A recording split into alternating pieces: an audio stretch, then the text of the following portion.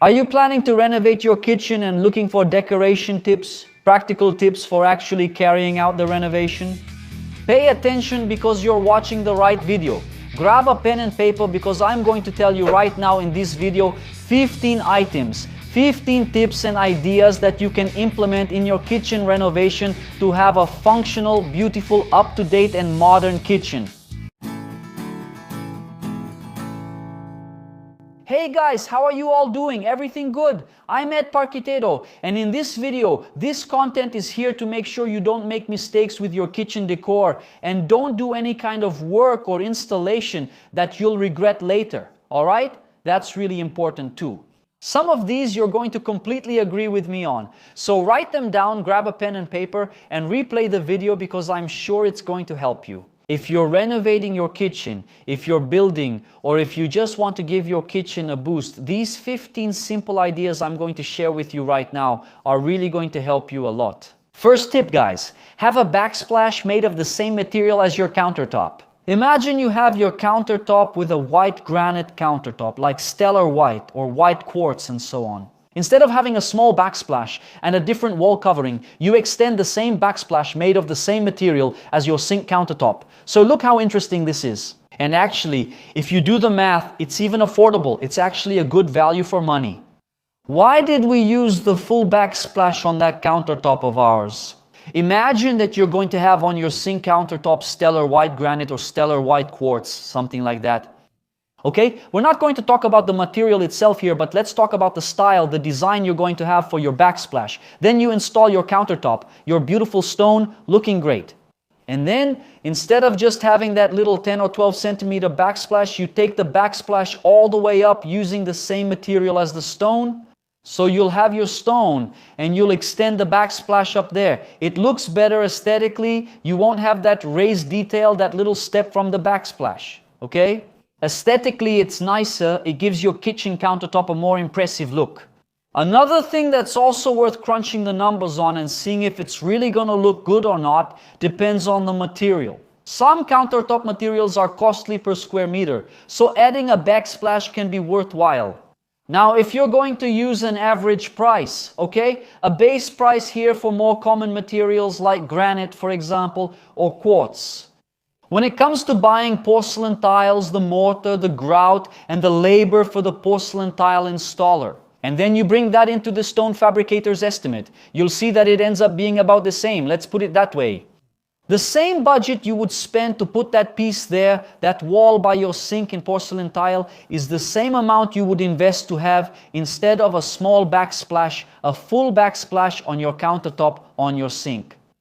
Between the countertop and the upper cabinet there, usually because we always have an upper cabinet. So, the first option here, the first tip I want to share with you is, instead of using a small backsplash, let's try to use a full backsplash, which will look good aesthetically and might even cost the same as putting in porcelain tiles. Second item here, second tip I want to bring to you, look, leave the correct space in your toe kick.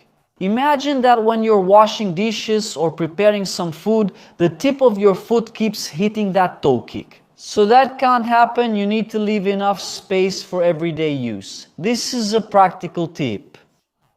Okay? You're going to feel this difference in your daily life using your kitchen. Whether you're cooking, washing dishes, whatever, it doesn't matter. You're there leaning against the countertop, your countertop, okay? The one by your sink. And the toe kick, some people call it the toe space. I like to call it the toe kick. It's not deep. It doesn't have an ideal depth between the end of your cabinet and where it starts, okay? This toe kick is usually made of masonry. And then the front of it, some people, some decorators like to use the same material as the countertop stone. I personally prefer to use the same material as the floor, okay? If you're using porcelain tile, you make the toe kick with the same material as the floor and the porcelain tile. I think it looks better aesthetically, but it needs to have some depth. You can't finish the toe kick flush, level with your cabinet.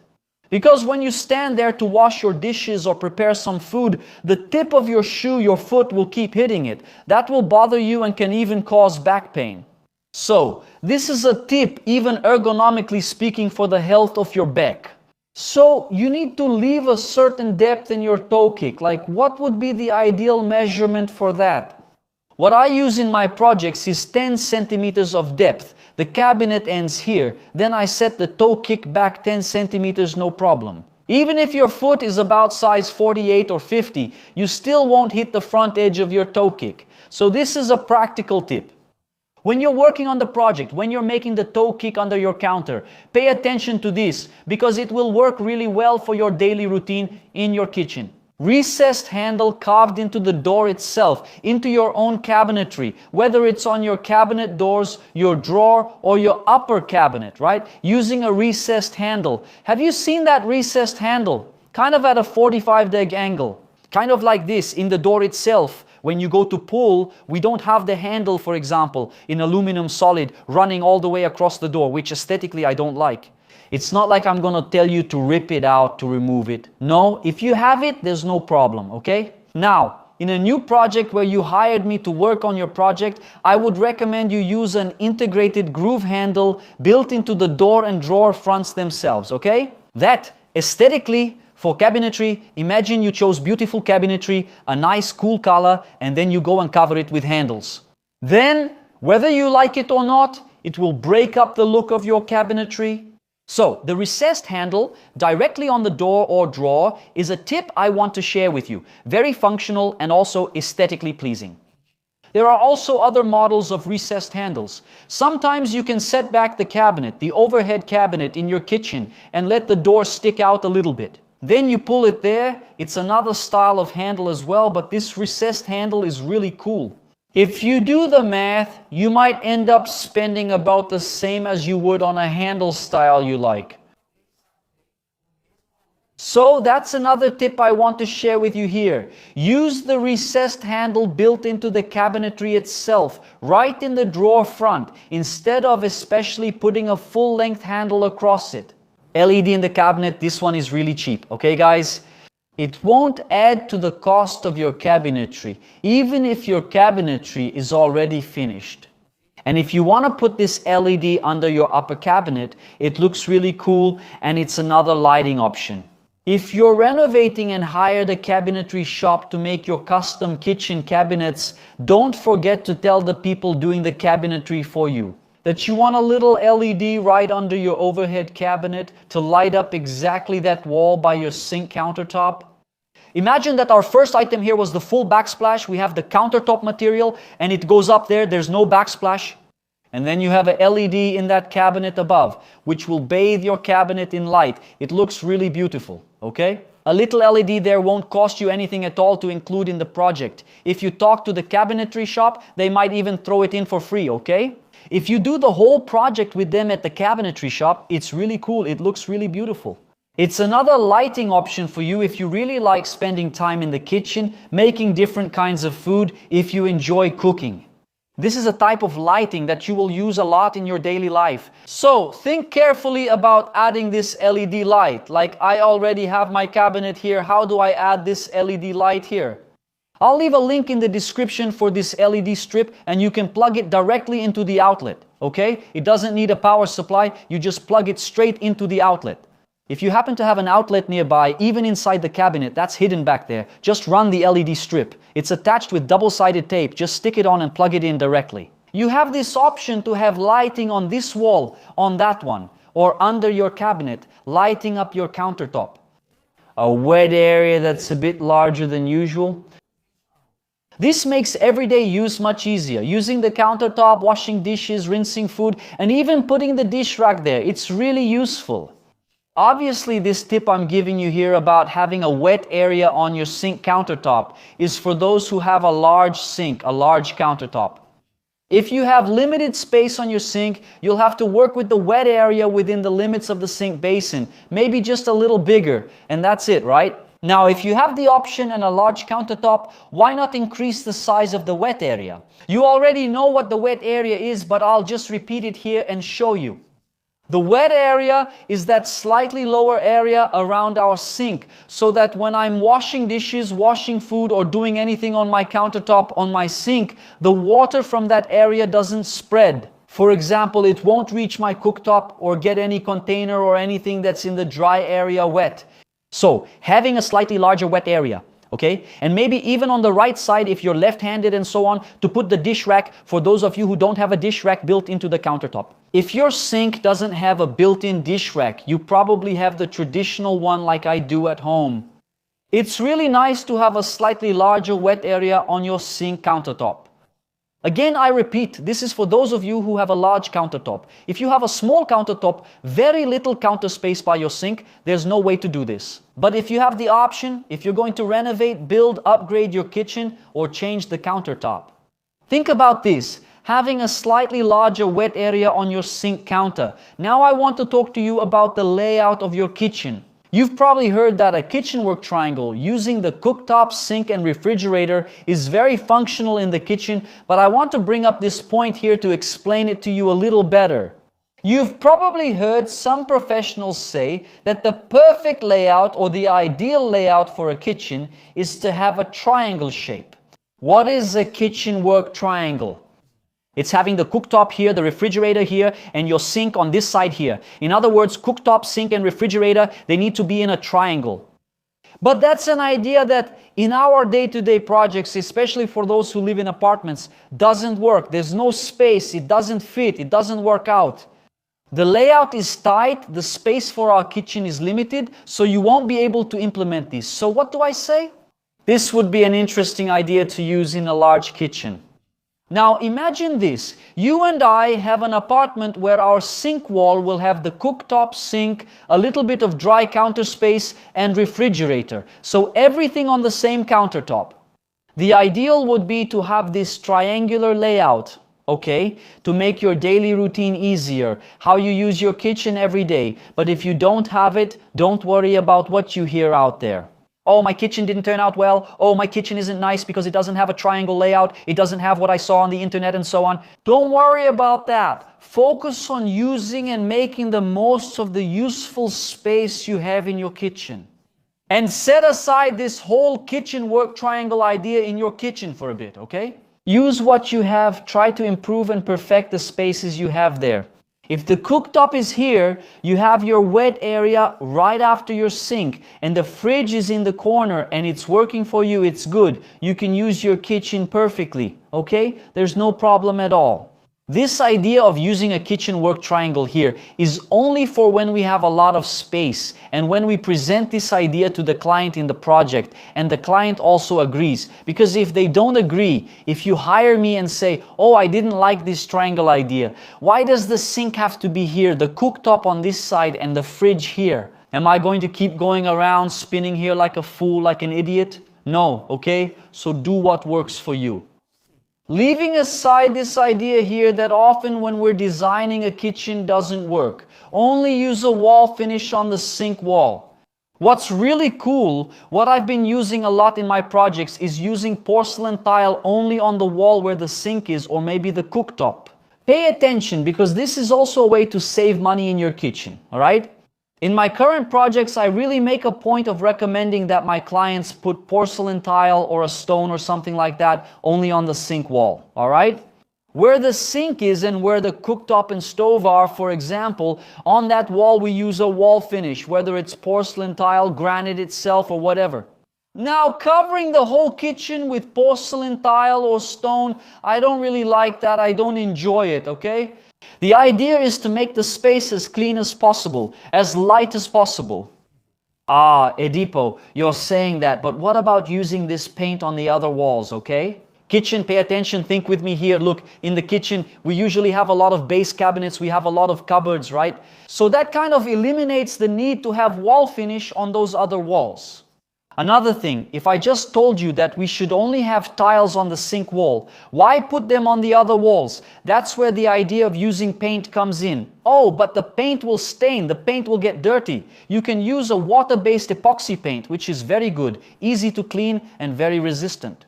And for the kitchen wall, since there are only a few walls that will show because of the cabinets, the small can of epoxy paint you buy is cheap. You'll only need one can and you'll be able to paint the other walls. So that's an idea, okay? It's a suggestion I want to share with you here, to have the wall covering, whether it's porcelain tile or any ceramic you like, only on the sink wall, leaving the other walls free. Cabinetry without mirrors, without glass, You know that overhead cabinet that sits above the countertop by the sink? Imagine having glass and mirrored finishes in that cabinetry. I want to bring you another perspective now. Look, I brought this up in previous videos, this tip, this idea here, this item which I asked you about, okay? What do you think? Would you use the mirror on that upper cabinet door in your cabinet in your kitchen? I got 90% of the responses I got on that video saying no. Look, it's hard to clean. It gets dirty very easily. Any frying we do already splatters and makes it really dirty. We have to keep cleaning it constantly because it shows the dirt more, right? So, 90% of the people who answered me said they didn't use mirrors on these overhead cabinet doors in our kitchen. 10% say no, I would use it, I like it, I enjoy it. So that's something I'd like to hear from you about. Would you use mirrors on your overhead cabinet doors in your kitchen? I wouldn't, okay? I'll be honest with you here, I'll say it again. If you hired me to design your kitchen cabinetry today, I wouldn't use doors with glass or mirrors in that upper section. In the lower section, we usually don't use them. We really don't use them.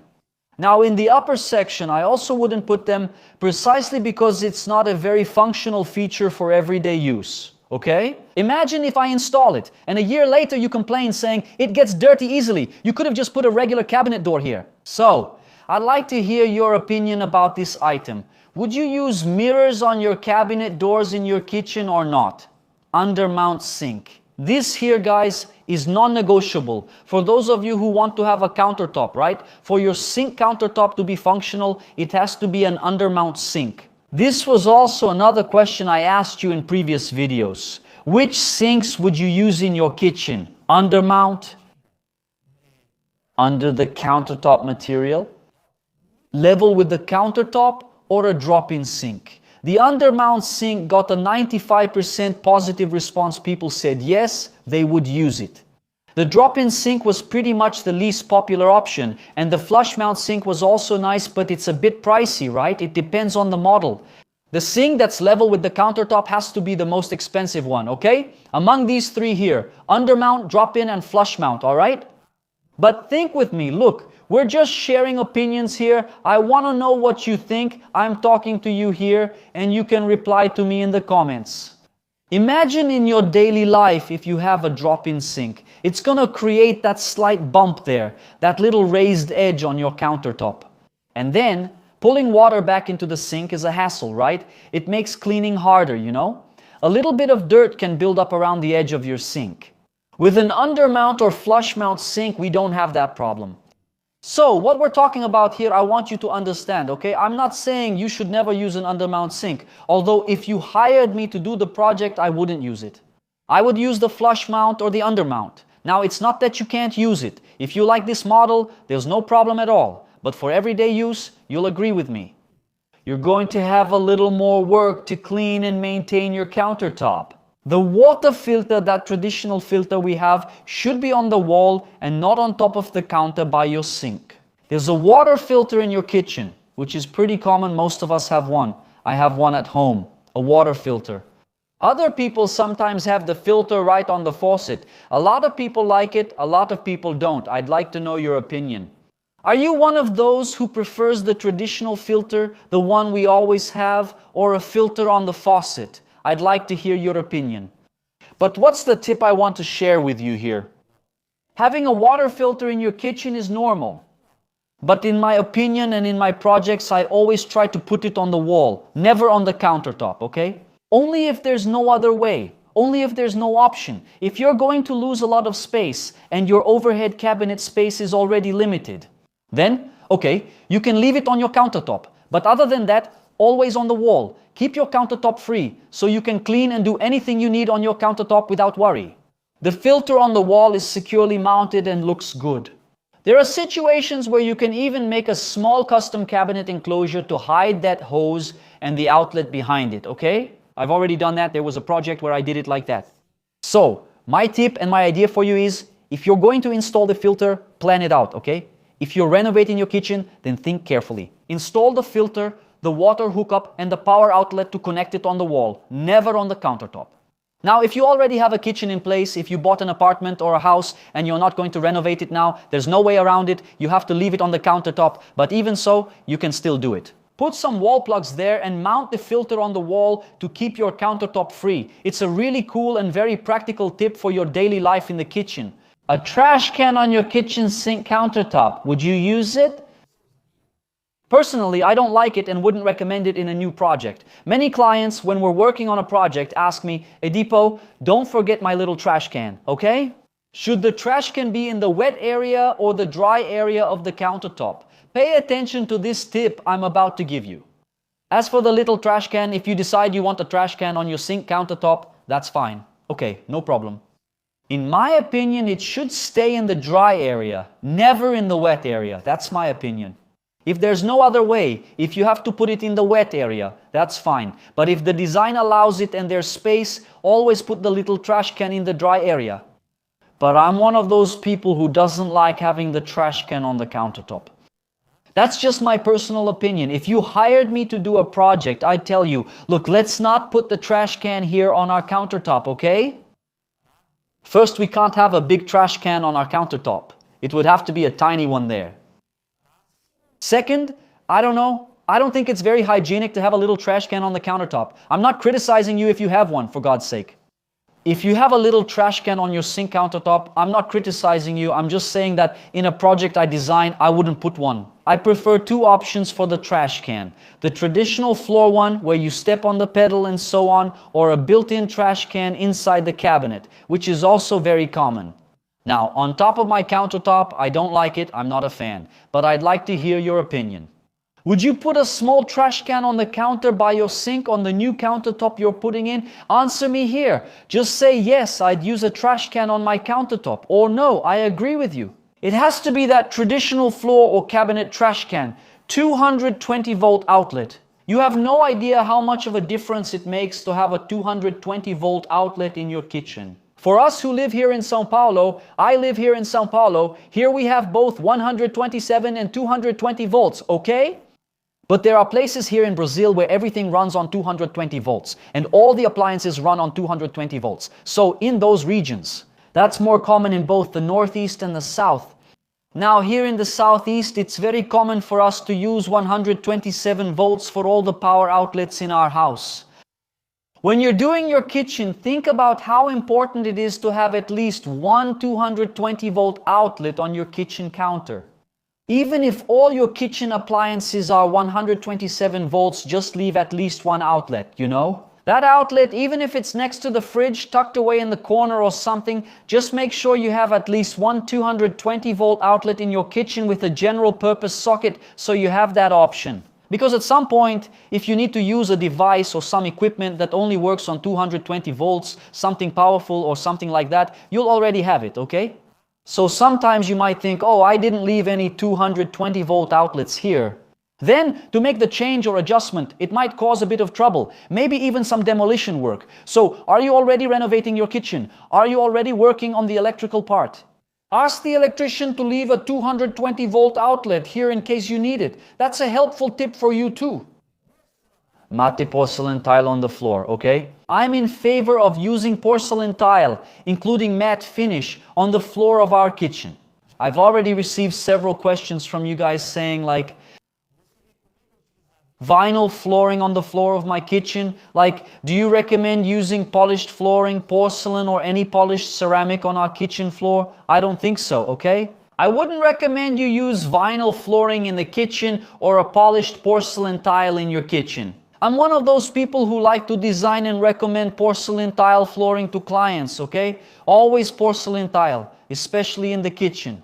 And bathrooms too, just to add, and also the laundry room, use satin finish, okay? For those of you who can't tell the difference between polished and satin finish, it's simple. Polished is shiny, satin isn't, it's matte. How does that make a difference in your daily life? It's a matter of safety. The satin finish gives you a bit more grip, you feel safer walking on it, it won't be as slippery, to put it more clearly. The polished one, when it gets wet, becomes more slippery, that's natural. Let's leave the polished finish for the wall. Porcelain tile on the wall, but on the floor, porcelain tile and even satin finish. Functional lighting in neutral white. You need to have centralized lighting with a main fixture using neutral white. Do you want to use warm white, the warm white lighting, which is the more yellowish one for your kitchen? There's no problem at all. You can use it. If you like it and want to use it, there's no problem at all. Go ahead and use it. Now, in the current projects I do, I always recommend my clients to use neutral white lighting on the kitchen ceiling, okay? To make the environment brighter, more pleasant for daily use. And especially in the kitchen, guys, we need to have functional main lighting. Whether it's recessed lights, longer ones, or a linear LED fixture, it has to light up. It has to be functional lighting. I walk into my kitchen, hit the switch, and it has to be well lit. Your kitchen is a place where you need to pay attention. You'll be cooking food, cutting food, cleaning, so you need to have functional lighting. And my tip for you is to use neutral white lighting, okay? And a good light fixture with good light output, big, that you turn on. That's the one you'll use in your daily life. Can you have spotlights in your kitchen? Yes, you can. Can you have a linear fixture? Yes, you can. Can you have some pendant lights above the counter? Yes, you can. There's no problem with that.